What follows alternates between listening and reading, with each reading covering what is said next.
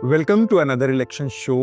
दिल्ली के विधानसभा चुनाव की तारीखें आ चुकी हैं और हमारे साथ कांग्रेस पार्टी की तरफ से नई दिल्ली के जो उम्मीदवार हैं, संदीप दीक्षित हैं, शीला दीक्षित के बेटे हैं, 2 बार सांसद रह चुके हैं। न्यूज़ लॉन्ड्री पर बहुत बहुत स्वागत संदीप जी। नमस्कार भैया। तो अभी आप अपनी चुनाव को कहाँ पर पा रहे हैं इस चुनाव में? मैंने जो देखा पिछले 2 चुनाव में, 15 में भी और कुछ हद तक कम, लेकिन 19 में भी, कि बहुत सा ऐसा वोटर है कांग्रेस का जी, जो अरविंद केजरीवाल और आम आदमी पार्टी की जो पूरी राजनीति थी उसने शीला जी के साथ को सत्ता से बाहर किया और जिस तरह के आरोप और उसके बाद चीज़ें लगाई गई, कही गई और फिर उनको सत्ता से बाहर होना पड़ा, उसकी वजह से संदीप दीक्षित के मन में बहुत ज़्यादा कड़वाहट रहती है आम आदमी पार्टी और अरविंद केजरीवाल के खिलाफ। नफरत शब्द तो नहीं इस्तेमाल करूंगा, पर जितना तीखापन मेरे मन में आम आदमी पार्टी की नीतियों के लिए है, उतना तो बीजेपी के लिए भी है। बीजेपी से तो मेरा कोई व्यक्तिगत नहीं है। मैंने आप मेरी पुरानी चीज़ उठा के देख लीजिए, उतना मेरा सपा के बारे में, मुझे उस समय भी लगता था ये ढोंगी है। और मैं एक चीज़ हमेशा मानता हूँ, जो अपने आप को बहुत ज़्यादा ईमानदार कहता है वो बिल्कुल बेईमान है। मेरा एक बचपन से मैंने बहुत गाँव में, हिंदुस्तान के गाँव में काम किया, अधिकारियों के साथ काम किया है। जो अपनी सबसे ज़्यादा बखान करता है वो सबसे ज़्यादा बेईमान होता है। put out an opinion poll.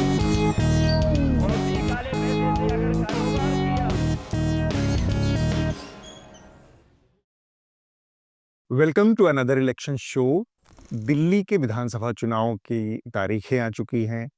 सारी पार्टियां अपने अपने तरफ से दावा ठोक रही हैं। मुख्य रूप से दिल्ली में आम आदमी पार्टी, भारतीय जनता पार्टी और कांग्रेस के बीच मुकाबला रहता आया है। एक समय में सबसे पावरफुल, सबसे ताकतवर पार्टी रही कांग्रेस। अब एक बार फिर से चुनाव का मंच सजा हुआ है और हमारे साथ कांग्रेस पार्टी की तरफ से नई दिल्ली के जो उम्मीदवार हैं, संदीप दीक्षित हैं, शीला दीक्षित के बेटे हैं, 2 बार सांसद रह चुके हैं, अब विधानसभा के चुनाव में अपनी किस्मत आजमा रहे हैं। न्यूज़ लॉन्ड्री पर बहुत बहुत स्वागत संदीप जी। नमस्कार भैया। मेरा बहुत पहला सवाल जो है वो बहुत बेसिक सा है कि यहाँ पर पिछले 2-3 चुनावों में जो स्थिति रही है उसमें भारतीय जनता पार्टी और आम आदमी पार्टी के बीच में मुख्य मुकाबला होता आया और कांग्रेस पार्टी कमोबेश उसमें तीसरे उस पे चली गई। पिछला चुनाव खासा चिंता का रहना चाहिए जो विधानसभा, जिसमें कि पार्टी के वोट परसेंटेज 4% के आसपास आ गया और पार्टी के कोई कैंडिडेट जीत भी नहीं पाया।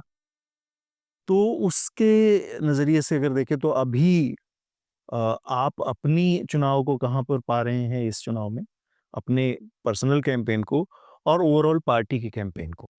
तो साहब, ये बात सही है कि हम लोग 4-5% पे थे, लेकिन अतुल जी, कांग्रेस का वोट 4-5% नहीं था। मैंने जो देखा पिछले 2 चुनाव में, 15 में भी और कुछ हद तक कम, लेकिन 19 में भी, कि बहुत सा ऐसा वोटर है कांग्रेस का जी, जो कांग्रेस को तो वोट, अपने आप को वोट मानता है, क्योंकि हमारा काडर वोट कम है, कांग्रेस का कभी काडर वोट नहीं रहा, पर वो एंटी बीजेपी वोट है। और वो भले आम आदमी को पसंद करता हो या ना पसंद करता हो, उसने इसलिए आम आदमी को वोट दिया क्योंकि उसको कांग्रेस कहीं भी जीतती हुई नहीं दिख रही थी। हम अपने आप को एक प्रोफाइल नहीं बना पाए अपनी। और एक, जैसे लोग कहते हैं कि गंभीर पार्टी है, लोगों को लगा कि वोट वेस्ट हो जाएगा। मैं एक चीज़ इसके पर्टिकुलर आपकी अपनी विधानसभा, जो नई दिल्ली की विधानसभा, उसके बारे में जानना चाह रहा हूँ, क्योंकि वो ऐतिहासिक रूप से उससे आपका जुड़ाव है। आपकी माता जी इस सीट को रिप्रेजेंट करती रही हैं। फिर कांग्रेस पार्टी का जो दिल्ली से राउट हुआ है, पूरी तरह से उखड़ी है यहाँ से तो वो यहाँ इस सीट में बड़ा सिंबॉलिक उसका रहा है कि अरविंद केजरीवाल ने शीला जी को हराया एक टाइम पे। अब आप अपने लिए, खासकर जब वीआईपी सीट होगी, भारतीय जनता पार्टी ने भी एक पूर्व मुख्यमंत्री के बेटे को टिकट दिया है, प्रवेश वर्मा, और एक वर्तमान मुख्यमंत्री, और आप भी एक पूर्व मुख्यमंत्री के बेटे, तो ये बहुत हॉट सीट टाइप हो गई कॉन्टेस्टेड। उसमें आप अपने लिए कहाँ कितनी संभावनाएं देख रहे हैं? अपनी सीट का असेसमेंट में चाह रहा हूँ। देखो साहब, हमारी सीट में देखें तो, और क्योंकि स्वाभाविक है कि जब भी हम लड़ते हैं तो शीला जी का नाम आता है जी। मैं इतना बता दूं, मैं जगह जगह जहां जा रहा हूं, उनको छोड़ दीजिए, जैसे जो अधिकारी हैं जो इतना ज़्यादा जुड़े नहीं रहते हैं से दिल्ली से या दिल्ली विकास से जी। या जो अभी ट्रांसफर के, हमारे यहाँ ट्रांसफरेबल वोट बहुत है अधिकारियों का, उनका बहुत से आए हैं, बहुत हमारे वोट बदल गए हैं, बाहर के इलाके से आए हैं।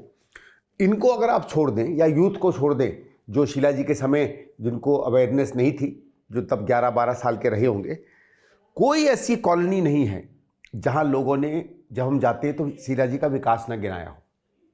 शायद ही कोई ऐसी कॉलोनी होगी, 50-60% आदमी तो सीधे सीधे बोलता है कि यहाँ जो काम हुआ, और उसके साथ वो ऐड भी कर देता है कि उसके बाद कुछ नहीं हुआ।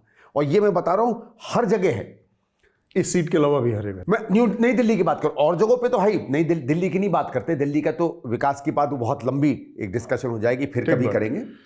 उसके साथ साथ ऑलमोस्ट एवरी 4th या 5th हाउस होल्ड मुझे बताता है कि वो शीला जी से मिला था, उनके घर गया था, या शीला जी ने उनका कोई व्यक्तिगत काम किया। शीला जी का जिक्र आपने किया, और ये मैं भी जितना दिल्ली में देख रहा हूँ तो लोगों को की बातचीत में ये चीजें ये रेजोनेट होती है बार बार कि शीला जी की दिल्ली जो थी, या जो उस टाइम पे काम हुए थे, हाँ, मतलब अलग-अलग तरीके से लोग उसकी बात करते कर रहे हैं।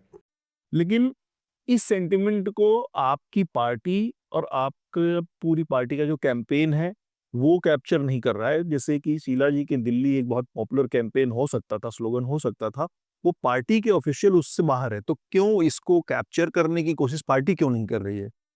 देखो साहब, मैं ये नहीं कह सकता कि कैप्चर करने की कोशिश नहीं कर रही है। जब उन्होंने अभी तो कैंपेन अनलीश नहीं हुआ है, बाहर आया नहीं है। क्या हमारे स्लोगन होंगे, क्या हमारे वो होंगे, अभी तो हम जो हमारी प्रॉमिसेस हैं जो ज़रूरी है वो हम लोग धीरे धीरे कर रहे हैं। परसों हमने दीदी वाली योजना की 2500 रुपये प्रतिमाह की। आज हमने जो राजस्थान का बहुत ही पॉपुलर और बहुत ही प्रभावशाली और बहुत ही सक्सेसफुल 25 लाख रुपए की हेल्थ वाला, जो राजस्थान में भारतीय जनता पार्टी के भी आज के नेता कहते हैं कि बहुत बढ़िया स्कीम रही, वो हम लोग दिल्ली में लाएंगे, तो उसका लॉन्च हुआ। लेकिन जो ओवरऑल एक थीम होती है, थीम सॉन्ग होता है, वो आने दीजिए। मुझे लगता है कि जो पार्टी में सोच चल रही है, जो छोटा मोटा मैंने सुना है, वो ये है कि हम अपनी लेगेसी का तो इस्तेमाल करेंगे, लेकिन आज के संदर्भ में, वो जो कहते हैं मॉडर्न कॉन्टेक्स्ट, उसको मॉडिफाई करके। अब वो मैं नहीं जानता, क्योंकि ये तो देखिए नॉर्मली जो लोग 2-4-5 लोग प्लान करते हैं वही उसको करते हैं। और उन्होंने भी आजकल तो, क्योंकि ये कंपनियां भी इसमें काफ़ी हद तक मदद करती हैं, वो ज़माने गए जो श्रीकांत वर्मा ने गरीबी हटाओ लिख दिया था, या उन्होंने किसी ने लिख दिया था जात पर ना पात पर, इंदिरा जी की बात पर। तो पार्टी के अंदर से इस तरीके की कैंपेन डिजाइनर अब शायद कम रह गए हैं। हर पार्टी किसी न किसी का इस्तेमाल करती है। तो जो भी कंपनी या मीडिया हाउस इसको कर रहा होगा, उसने एक मार्केट रिसर्च या लोगों में जाके सोचा होगा कि क्या हमारे लिए सबसे अच्छा है, जो हमारा भूतकाल भी पकड़े, जो हमारा वर्तमान भी पकड़े। तो ये माना जाए कि आपने भी दीदी वाली जो योजना का वो जिक्र किया, वो इस मजबूरी में करना पड़ता है क्योंकि बाकी सब कर रहे हैं। आज राजनीति में वो हकीकत है। ठीक है। तो और देखो, हम भी तो राजनीति में हैं। हाँ। एक हो सकता है हम इससे अलग खड़े हो जाएं। हम इससे अलग खड़े हुए 2013 में, कहाँ रहे, पीछे चले गए। क्या किसी ने कहा कि आपने 2013 में ज्यादा अच्छी राजनीति की थी, भले आप जीते ना हो? कोई नहीं कहेगा।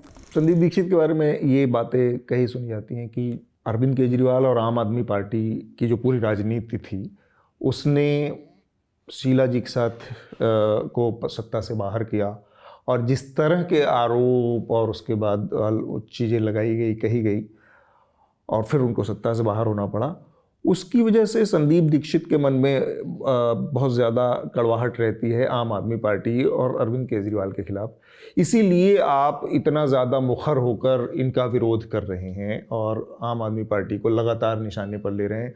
और उसमें ऐसा भी दिख रहा है कि आप एलजी के पास जाते हैं, एलजी आपकी सुनवाई करता है, तो कहीं ना कहीं वो एक ही आदमी के जो दो दुश्मन हैं, दोनों एक हो गए हैं, ऐसा लग रहा है। तो साहब, जितना मैं नफरत शब्द तो नहीं इस्तेमाल करूंगा, बस जितना तीखापन मेरे मन में आम आदमी पार्टी की नीतियों के लिए है, उतना तो बीजेपी के लिए भी है। बीजेपी से तो मेरा कोई व्यक्तिगत नहीं है। मैंने आप मेरी पुरानी चीज़ उठा के देख लीजिए, उतना मेरा सपा के बारे में, मैं समाजवादी पार्टी को इक्वली, मैं पार्टी ना माने या उत्तर प्रदेश के संदर्भ में नहीं, जैसे तो आप उनकी पोल खोलते हैं जब आम आदमी पार्टी की, तो आपके पास इतने फैक्ट होते हैं, आप श्वेत पत्र जारी करते हैं। मैं राष्ट्रीय स्तर का नेता नहीं हूँ लेकिन मैं दिल्ली का हूँ। राष्ट्रीय स्तर पे तो मैं कई बार बोल चुका हूँ। अब 3-4 बार मुझे जब प्रेस कॉन्फ्रेंस का मौका मिला, देखिए साहब, मेरा दायरा बहुत छोटा है, ठीक है। मुझे दिल्ली स्तर पर फिर भी 5-10 लोग सुन लेते हैं, वो भी जब से वो मिला है। मैं, आप जैसे कहते हैं, पोल खोल करता रहता हूँ। कौन सुनता है मेरी पोल खोल भाई? वो तो कैंडिडेट बनाओ तो लोग सुनने लगे। आप तो पहले से जानते हैं, जो आंकड़े में आज बोल रहा हूँ मैं 5 साल से बोल रहा हूँ। ये कोई नई बात नहीं है। यकायक बट क्योंकि मैं ऐसा भी होता है कि आपकी तलखी आम आदमी पार्टी और अरविंद केजरीवाल के खिलाफ इतनी है कि कई बार पार्टी भी जो चाहती है उसके भी खिलाफ संदीप दीक्षित चले जाते हैं, बयान दे देते हैं, ऐसा है क्या? भाई मुझे तो देखो आज तक पार्टी से कभी फोन नहीं आया, कभी नहीं आया कि आप जो कह रहे हो उसको मत कहो। अच्छा। कभी नहीं, आज तक नहीं आया। मिलके भी जब बातचीत होती है तब कभी भी, बल्कि मैं आपको एक बात कह सकता हूं और मैं इसका एक्चुअल मीटिंग और संदर्भ नहीं दूंगा क्योंकि वो ठीक नहीं है ना, ठीक बात। लेकिन ये मुझे एक बहुत ही सीनियर व्यक्ति ने बताया कि कोई एक मीटिंग हो रही थी इंडिया अलायंस की, उसके पहले मैंने कुछ तीखी बात कही थी, तो उस समय तक ये तय नहीं हुआ था कि हम दिल्ली में साथ लड़ेंगे। तो उस मीटिंग में केजरीवाल जी ने मेरे नाम लेके कहा, तो हमारे बड़े नेताओं ने कहा कि आप कर्नल की शिकायत की? हाँ, तो हमारे बड़े नेताओं ने कहा कि अब मैं थोड़ा सा इंडिया अलायंस के ऊपर आता हूँ। बहुत ताज़ा डेवलपमेंट हो गया है उसमें। दो पार्टियां इंडिया अलायंस की थी, समाजवादी पार्टी, टीएमसी, इन लोगों ने अब घोषणा कर दी है कि वो आपको सपोर्ट करेंगे। ठीक है। अब आपने लोकसभा में साथ में आप लोग लड़ गए थे दिल्ली में मिलके, और उन्होंने अब उनके साथ चले गए हैं। तो इंडिया अलायंस के फ्यूचर के लिहाज से मैं बात करना चाह रहा हूँ कि क्या अब लगता है कि वो किसी तरह से एग्जिस्ट करता है, या बाद के वो नहीं, लोकसभा देखो, के लिए अतुल जी, वो लोकसभा के लिए ही है, था भी और है भी। उसका कोई स्टेट लेवल पर कोई उसका रिफ्लेक्शन नहीं है, ठीक है। और एक चीज मैं तो पर्सनली मानता हूं, उसका भले इंडिया तो अलायंस फिर के इस लीडर- बयान को कैसे देखते हैं कि ये स्टेट लेवल पे जो सपा कह रही है या टीएमसी कह रही है कि वो आपको सपोर्ट करेगी, तो उसी ये का अब फिर स्टेट लेवल देखो, पे कैसे हो रहा है? एक तो क्या है कि सपा हो या टीएमसी हो, देखो ये मैं कह रहा हूं, सीनियर लीडरशिप पे इसकी अगर रिफ्लेक्शन पड़े तो गलत है, क्योंकि उनकी ये सोच नहीं है। मेरी ये है कि सपा और तृणमूल, इनमें से कोई नहीं चाहता कि कांग्रेस सशक्त हो, ये ठीक है। इंडिया अलायंस की ये भी चाहते हैं बीजेपी ना है, वो अलग बात है, लेकिन अलग लेवल पे, क्योंकि अगर हम शक्तिशाली होंगे तो इनकी एग्जिस्टेंस पर डाउट पड़ेगी। तो ये अपनी एग्जिस्टेंस का भी खेल खेलते हैं, ठीक है। और चाहे सपा हो टीएमसी हो, भाई दिल्ली में उनका मतलब क्या है? कल को मैं अगर आपसे कहूं कि मैंने ऐलान कर दिया है कि मैं अमेरिकी इलेक्शन में ट्रंप का सपोर्ट कर रहा हूं, तो आप कहोगे तुम्हारे करने से क्या फर्क पड़ रहा है यार, ट्रंप को पता भी है कोई संदीप दीक्षित है। तो सपा और तृणमूल किसी को भी सपोर्ट कर लें, दिल्ली में उसका क्या होने वाला है? ये कोई दूसरा बैटल लड़ रहे हैं, ठीक बात है। ये एक बड़ी लड़ाई लड़ रहे हैं जिसमें ये बीजेपी के तो खिलाफ हैं, उसमें तो कांग्रेस के साथ हैं, लेकिन इसका भी इनको भय है कि अगर कांग्रेस ज्यादा शक्तिशाली हो गई तो शायद हमारी जगह ना ले ले। और वो वाजिब है, हर पार्टी को अपनी जगह बचाने के लिए कुछ न कुछ राजनीतिक पैंतरा करते रहें। I think it's fair game. ये चीज़ सबसे ज़्यादा आपकी अपनी पार्टी पर रिफ्लेक्ट होती है कि कार्यकर्ता नहीं है, पार्टी का संगठन नहीं है, निचले स्तर पर कोई बूथ लेवल वर्कर नहीं है आपके पास। तो ये चीज़ बजाय हम उस पार्टी की खामियों पर बात करने के जब आप करते हैं, तो अपनी इस बहुत, जो कि आज की तारीख में सबसे बड़ी एग्जिस्टेंशियल क्राइसिस कांग्रेस के लिए बन गई कि कोई झंडा उठाने वाला नहीं है नीचे के स्तर पर, उस पर क्यों ना बात करें, उस पर क्यों ना काम करें, उसकी रणनीति और उसका रोड मैप क्यों ना दें? नहीं, उस पर तो कर रहे हैं, पर देखो ऐसा है, पिछले 20-25 दिन से जब से मुझे टिकट मिली है, हम उसी पे काम कर रहे हैं। पर ये तो पहले से करना चाहिए, चुनाव तो बाद की बात वो है। तो संगठन करता, मुझे तो यहाँ अभी मौका मिला ना, मैं तो न्यू दिल्ली में एक्टिव नहीं था, लेकिन ईस्ट में था। ईस्ट में तो हम लोग कर रहे थे, बल्कि ईस्ट में जैसे, मैं ये नहीं कह रहा हूँ कि यहाँ कोई अब कमजोर स्थिति में है, अब वो जाग गया है उस तरह से वर्कर, लेकिन जैसे अगर ईस्ट दिल्ली के किसी सीट पे मिलता तो इतनी जद्दोजहद जरा कम करनी पड़ती, मेरा वर्कर है उससे कनेक्ट है, अच्छा एकदम से वो जाग जाता जी। हाँ, कुछ खिलाफ हैं, कोई फॉर हैं, कोई वो अलग होता है, कोई पसंद करता है, कोई नहीं पसंद करता है, उतना आपसी रंजिश तो हर पार्टी में रहती है। वो जो बात थी वो उसको सजो के लाने की वो है। देखो कुछ चीजें ये भी हुई हैं काफी कुछ समय से, अब पार्टी में भी आउटसोर्सिंग शुरू हो गई है। एक सवाल और इस समय सबसे ज़्यादा चर्चा में है, हम लोगों ने थोड़ा सा उस पर काम भी किया है, न्यूज़ लॉन्ड्री के नज़रिए से एक बड़ी स्टोरी की है, वो है इलेक्शन कमीशन के द्वारा जो इलेक्टोरल रोल्स बनाए गए, उसमें एडिशन डिलीशन जो वोटर्स के हुए हैं, तो ये एक इशारा करते हैं कि क्या इसमें कुछ गड़बड़ी हो सकती है। आखिर वक्त तक जो नए नाम जोड़ दिए जाते हैं, कुछ नाम हटा दिए जाते हैं, उस पर आपकी क्या राय है? कोई दो राय नहीं है कि ये काम होता है, ठीक है। नाम डिलीट हुए हैं, हो सकता है नाम ऐड भी हुए हों, ठीक है जी। लेकिन इसके पीछे मेरी एक बात है जिसको मैं अपने ऊपर भी सवाल करूंगा, फिर हमारे कार्यकर्ता कहाँ हैं? ये बहुत समय से होता रहता है। हो सकता है इस समय कुछ सरकार और बीजेपी का सांठगांठ हो, मतलब मैं संदेह कर रहा हूँ इलेक्शन कमीशन का कुछ हो तो वो लोग ज़्यादा एफिशिएंट तरीके से कर पाए हों, या सरकार के लोग बीजेपी के एजेंट की तरह काम कर रहे हो, वो एक हो सकता है, पर मैं उसमें नहीं जा रहा हूँ। पहले भी ये होता था कि इलेक्टरल रोल्स की चेकिंग होती थी, अच्छे कार्यकर्ता होते थे, वो लिस्ट देख के पता कर लेते थे यहाँ का है कि बाहर का है। हाँ। ठीक है, अब माइग्रेंट ज़्यादा बढ़ गए हैं, लोगों का आना जाना ज़्यादा हो गया है, तो 50-60% से ज़्यादा शायद नाम वहाँ का बिल्कुल बढ़िया कार्यकर्ता भी न जाने। ठीक बात। लेकिन ये काम पार्टियां क्यों नहीं कर रही थी 3 महीने से? भाई आप अगर आपका, तभी मैंने कहा ना कि इनके पेड वर्कर हैं। हमारा तो चलो मान सकते हैं भाई, हमारा तो वर्कर एक तरीके से थोड़ा सा टूटा हुआ था, साधन संसाधन की कमी थी, नेतृत्व तो हमारा घर बैठा हुआ था, दिल्ली में एक माहौल दूसरा था। आम आदमी पार्टी, तुम तो सरकार हो यार, तुमने क्यों नहीं किया?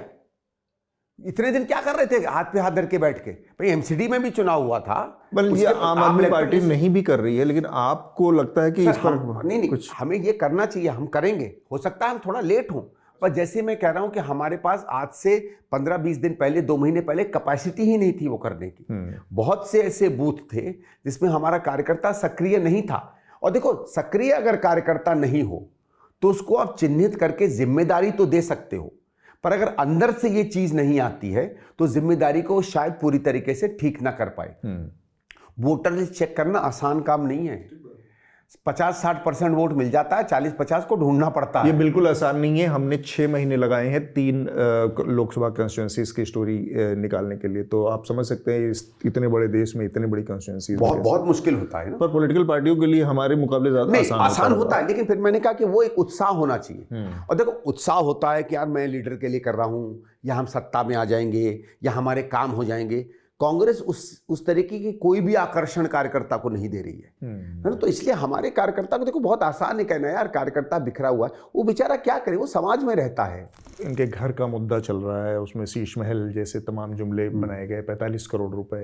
एक खबर आई है, ऑडिट कैग की रिपोर्ट में, जिसमें उसमें बहुत सारे इन्फ्लेशन दिखाए गए हैं, बहुत सारी चीज़ें इनके ऊपर सवाल उठ रहे हैं। शीला जी के ऊपर इसी तरह के आरोप लगाए गए थे कि उनके घर में बहुत सारे एसी हैं, लग्जरी हैं, ये सारी बातें कही गई थी। और अब मैं सुन रहा हूँ कि 50 एसी वाले घर में, ये सारी कैग की रिपोर्ट बता रही है, और 2 लाख का पर्दा है, या इस तरह की चीज़ें हैं।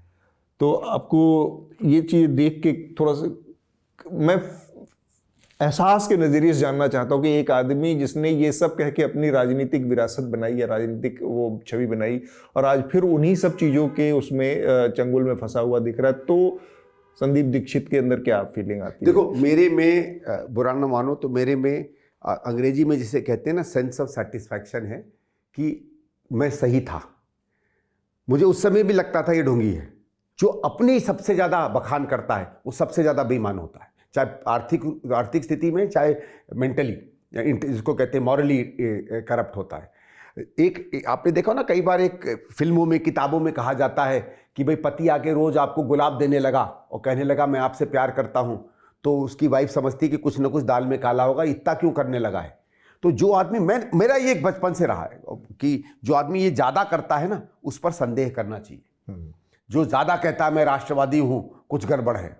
जो ज़्यादा अपने आप को देश को, कि देशभक्ति दिखाने की चीज़ नहीं है, ईमानदारी दिखाने की चीज़ नहीं है। बार बार कहने का मतलब ये है कि आपको ये डर है कि इतने जोर से बोलो कि कोई इधर उधर ना देख पाए।